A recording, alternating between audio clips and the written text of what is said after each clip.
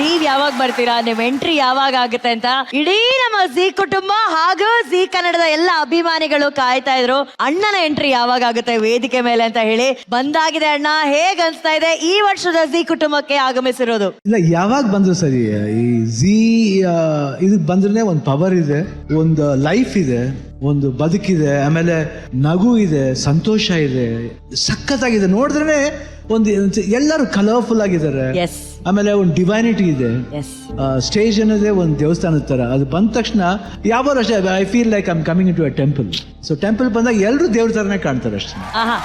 And ಅಣ್ಣ ಹೇಳಿದ್ರು ಇಲ್ಲಿ ಬಂದ್ರೆ ಒಂದು ಪವರ್ ಇದೆ ಅಂತ ಹೇಳಿ. ಅಣ್ಣನೇ ಜಿ ಪವರ್ ಕೂಡ ಲಾಂಚ್ ಮಾಡಿದ್ದು.